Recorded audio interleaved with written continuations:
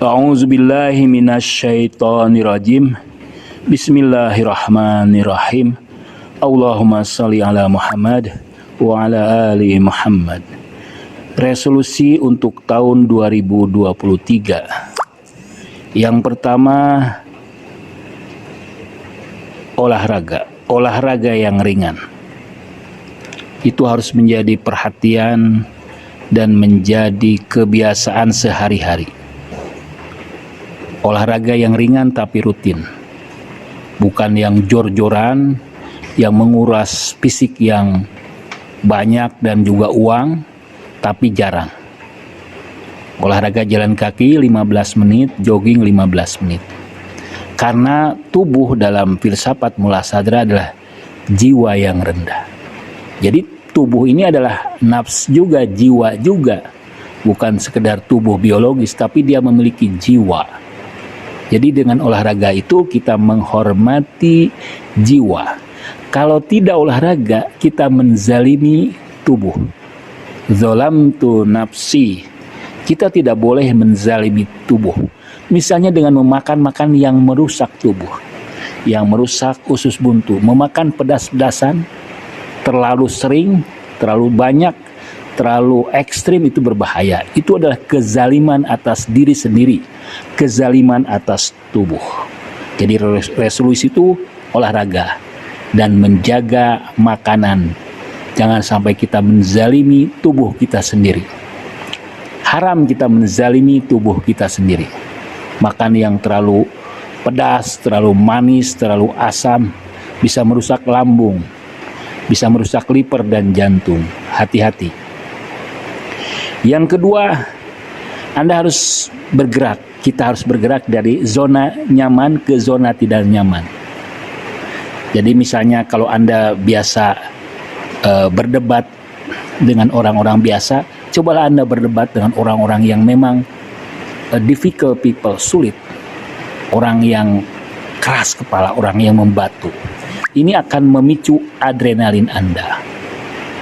Jadi hal-hal yang berat, ya, yang tidak nyaman, cobalah lakukan perlahan-lahan dengan niat yang ikhlas, bukan sekedar ingin mengkritik saja, bukan ingin menghancurkan orang lain, tapi ingin membangun.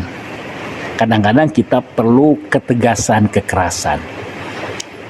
Kita sayang terhadap anak, terhadap keluarga, tapi kalau terlalu lembut justru membahayakan mereka.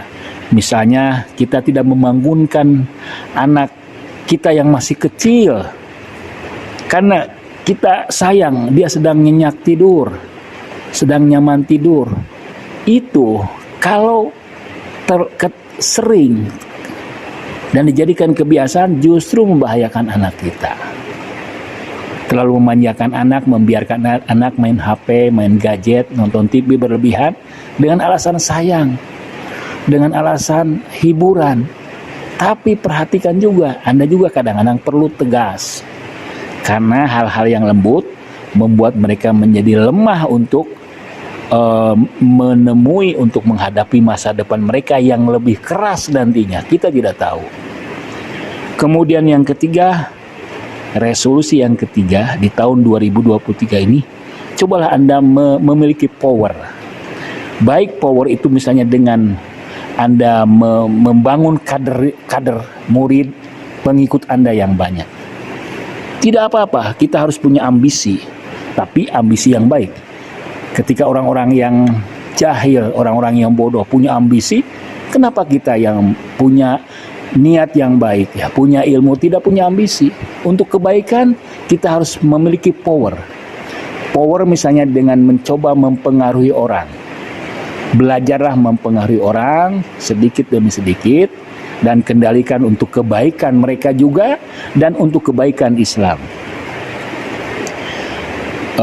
Power bisa dengan merekrut orang, merekrut murid, sukarelawan, kader, atau power Anda misalnya Anda punya karya, punya sesuatu yang membuat Anda naik daun, membuat Anda diperhitungkan, ya. Atau Anda punya kekuatan jaringan, Walaupun Anda tidak punya murid, tapi Anda punya jaringan yang luar biasa. Jaringan Anda misalnya ke partai, jaringan Anda ke ormas, jaringan Anda ke tokoh-tokoh besar. Perlahan-lahan. Karena itu penting buat Anda, buat keluarga Anda, buat komunitas Anda, buat masyarakat Anda, buat kaum muslimin wal muslimat. Kemudian yang ketiga, penampilan. Perbaiki penampilan Anda, pakai harum-haruman. Rasulullah kan mencintai harum-haruman. Jadi, mengapa kita mengabaikan sementara ini penampilan kita? Tidak harus mewah, rapi, bersih, harum. Perlihatkan wajah yang sumringah, wajah yang ramah tapi tegas.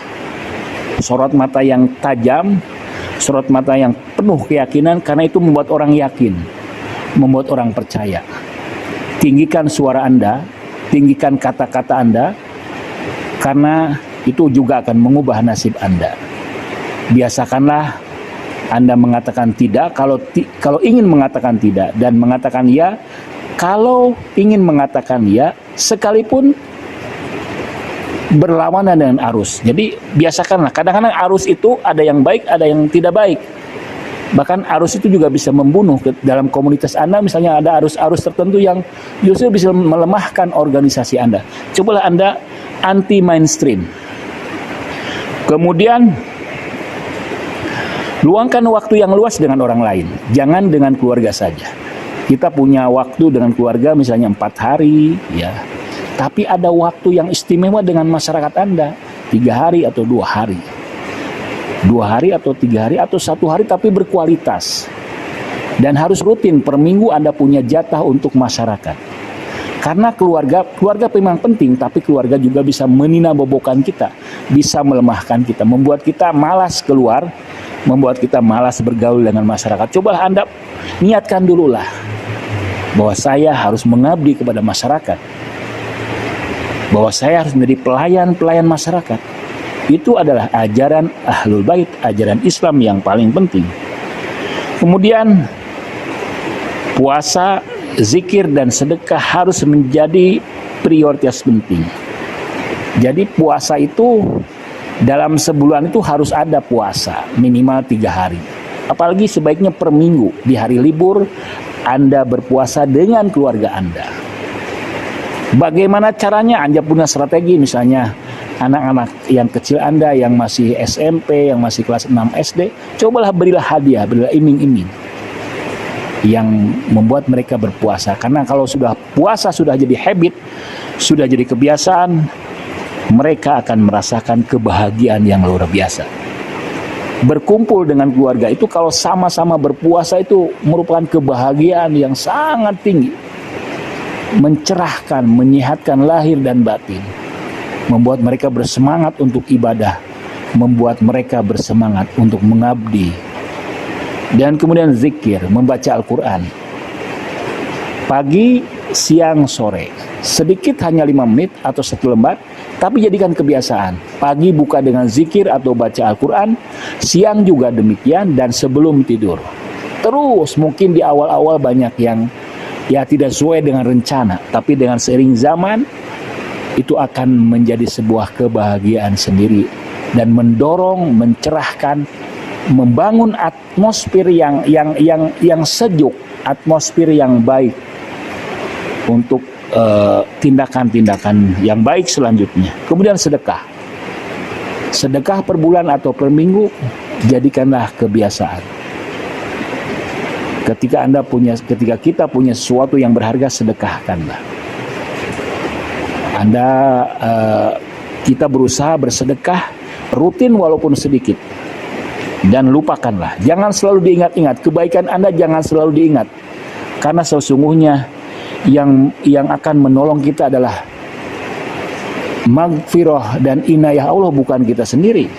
Amal ibadah kita sendiri bisa jadi banyak bolong-bolongnya, banyak kekurangannya.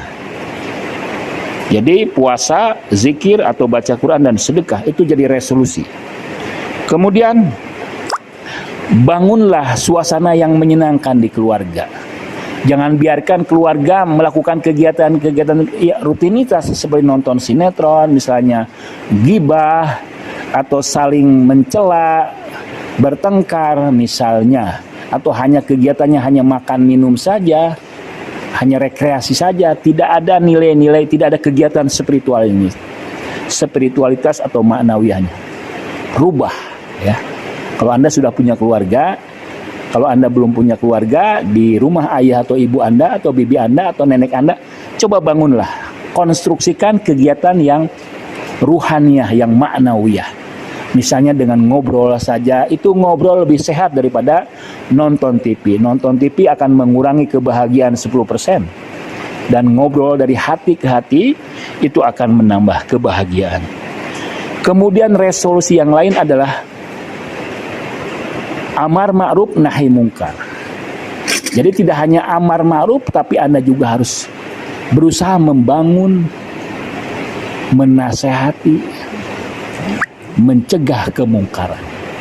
Sekalipun bisa jadi kita juga sering melakukan kemungkaran, tapi tidak apa-apa menurut saya kita juga mencegah kemungkaran. Kadang-kadang kalau di antara teman kita, di antara saudara kita, di antara keluarga kita, kita merasa tidak enak, merasa tidak nyaman kalau misalnya ketika teman-teman Anda bergibah, kita tidak enak untuk melarang itu. Atau teman Anda punya perasaan negatif, suudon terhadap seseorang atau keluarga Anda, kita tidak nyaman untuk mengingatkan itu. Atau misalnya di masyarakat Anda ada kebiasaan buruk, membakar sampah di mana saja misalnya. Anak-anak muda yang berkumpul yang mengganggu jalan misalnya. Atau ada yang parkir yang sembarangan, atau misalnya ada kegiatan yang yang mengandung polusi, ya, polusi udara, merusak iklim, merusak air. Cegahlah, beranikanlah dengan lisan, dengan tangan, atau dengan niat. Ya. Itu resolusi. Kemudian resolusi yang lain, yaitu meditasi atau tafakur, atau melakukan refleksi. Coba tingkatkanlah, misalnya Anda berpikir kalau sementara ini hanya bisa bertahan setengah jam, berpikirlah di kala senggang 2 jam, 1 jam. Cobalah Anda berusaha menyatukan antara pikiran, napas, ya, dan dan fisik Anda, perasaan Anda, napas Anda, pikiran Anda. Coba latihan Anda menyatukan. Karena tafakur itu adalah metode untuk mendapatkan ilmu dengan cara yang cepat, yang luar biasa. Kemudian Anda harus juga menguji, menilai sejauh mana Anda berhasil ya menunaikan resolusi itu. Karena yang dilihat dalam Islam bukan kasbun, tapi iktisab.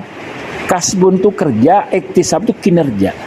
Mungkin menurut Anda amal Anda, tindakan Anda baik, tapi belum tentu menurut orang lain.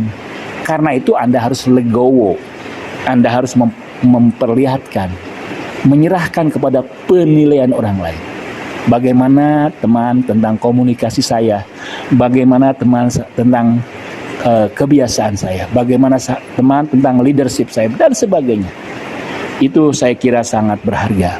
Mudah-mudahan resolusi yang saya tawarkan itu berkenan bagi Anda semua. Wassalamualaikum warahmatullahi wabarakatuh.